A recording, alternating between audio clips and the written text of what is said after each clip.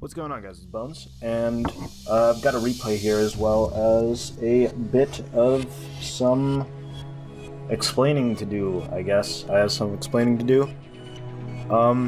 As far as main series on the channels are going, on this channel, not channels, it's not plural, we don't have multiple channels. There are multiple of us, but there are not multiple channels. We're trying to find time to record, basically, is what's going on, and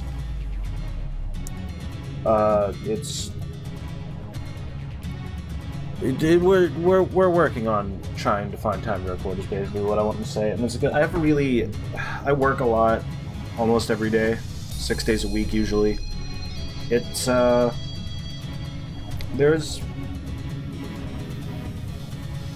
basically like kind of difficult finding a time where we can both get together and record and trying to get words out, and it's not working because I'm not very good at this talking thing. Basically, my job takes up a good portion of my time, my free time at least, and the little bit of free time I do have is it's not easy to like try to build like a recording schedule around like such a limited time, because I don't have like a set schedule. Like I can't just like pick, okay, I'm gonna be off this day every week and we could record on that day and it works out for both of us, because I don't know when I'm gonna have off or how many days I'm gonna have off every week, and that's kind of obnoxious to an extent, but it's manageable. And right now there's been a lack of videos, mainly because of my lack of free time and due to the fact that we can't really get together and record right now. But as soon as we can do that, trust me that the videos will be back. I hate taking like short hiatuses like this, but sometimes they're just gonna have to do it. And I really appreciate those who still support the channel. For the size that the channel is, I'm really happy with the amount of support it gets, being a channel of its size. And that's not to say that I don't want to grow. Of course I want to grow. I wouldn't be doing YouTube if I didn't want to grow. But that's just basically where it is right now. And I am really, I really do like this support that we get.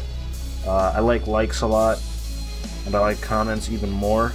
That's probably my favorite part of YouTube, is being able to interact with you guys. So just kind of want to, if you're watching this right now, you should totally leave a comment based on whatever, anything that I'm talking about. It could be about the battle that we're about to watch. And since we're about 3 minutes into the video, I'm going to start this replay up. So yeah, basically you should leave a comment if you're there. So let's play music off, and we're gonna start this.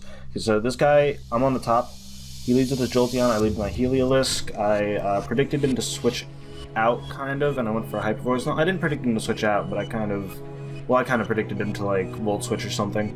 And he goes into his Empoleon, and I'm a choice Specs, so I actually go into my own Empoleon.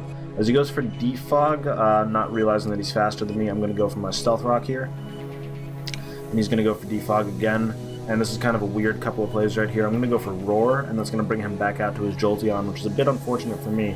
He's going to go for the Volt Switch, and I'm going to chew that, and he's going to go back into his own Empoleon as I'm going to get my rocks up, forcing him to Defog again, which means that I can just go ahead and switch right out into my Chestnut. Defog he goes for, and I am going to go for the Leech Seed on the predicted switch, or whether he wanted to stay in. Either way, there's not a reason to not go for Leech Seed, because he doesn't have a Grass type. We go for Spiky Shield, predicting him to Rapid Spin that away, but he actually goes for Toxic, and that's just fine with me as well. And he's going to take some more Leech Seed damage, as I'm going to go out into my Empoleon, as he's actually going to go ahead and go out into his Empoleon again. And here we're going to do this little stalemate thing for a little bit. No, we're not. I lied. I'm actually just going to go right back out into Chestnut as he goes for Scald. thankfully doesn't get a burn on the Scald. I'm going to get some lefties recovery, and then I am going to switch out into my Pidgeot, predicting him to go for Defog, but he actually just switches out into Fortress, which is fine with me. I predict him to switch, so I go for the Hurricane over the Heat Wave, and that's going to do about 20% to this Empoleon. Oh, exactly 20%. Not even bad. And I'm going to go ahead and just U-turn out of here now and go out into my Chestnut, as he's going to get his rocks up, which is fine. I'm totally cool with that.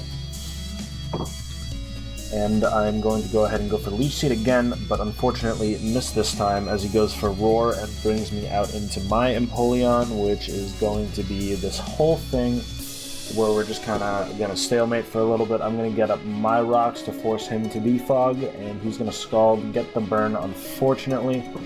But it's not like it really matters, as my Empoleon isn't doing too much right now anyway, as he's going to defog. I'm going to go ahead and Roar him out into his Fortress, which is cool because now I'm going to go for a Scald on this thing to try to get a burn and a massive amount of damage. It does get the massive amount of damage, but I don't get the burn, which is unfortunate. He's going to get his Toxic Spikes up, which is not very good for this team, as there are things that I don't want toxic. He's going to go into his Toxic Croak, which is cool. I'm going to get my rocks back up.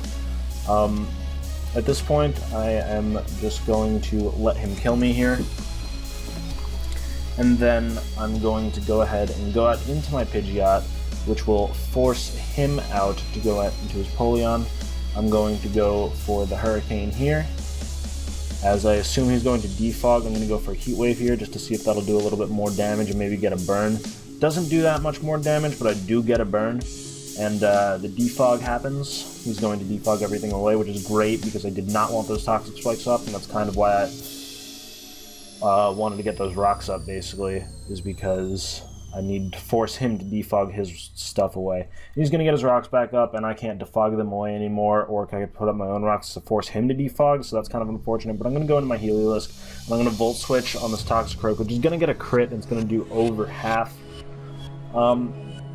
Didn't think that really mattered. I'm going to switch into my Chestnut here, and I'm going to go for the Spiky Shield, but because I wasn't sure if he had Poison Jab or Gunk Shot, and he does have Poison Jab, which is cool, so he's going to take a little bit of damage there. And at this point, he's going to switch out into his Fortress, as I am going to go for the Leech Seed, because I was sure that I could take a Poison Jab. And he's going to go into his Shandy, which is a bit of a threat here. So I'm going to go ahead and go out into my Cresselia, because it's one thing that I don't really need. And I could get damage off on this, because I expected him to trick the Choice Scarf, or Choice Specs or something, and all I really wanted Cresselia to do was get damage on the Chandelure. And it's going to take him down to about 48%. About 40%, exactly 48%, as if I can't see the percentage. I'm going to go into my Heliolisk here and make a bold prediction that he was going to switch into his Jolteon and go for Hyper Voice, but he switches into his Empoleon, which is fine because with the burn damage I am able to 2-hit KO with Hyper Voice, and that's going to be the Empoleon gone, which is good for me. He's going to go into his Jolteon. He is going to be able to take out my Heliolisk here, which I'm not too worried about, because here I can go into for Alligator because I know he's choiced, and I could set up a D-Dance as he goes into his Toxic Croak, expecting me to go for a Waterfall or Aqua Jet there.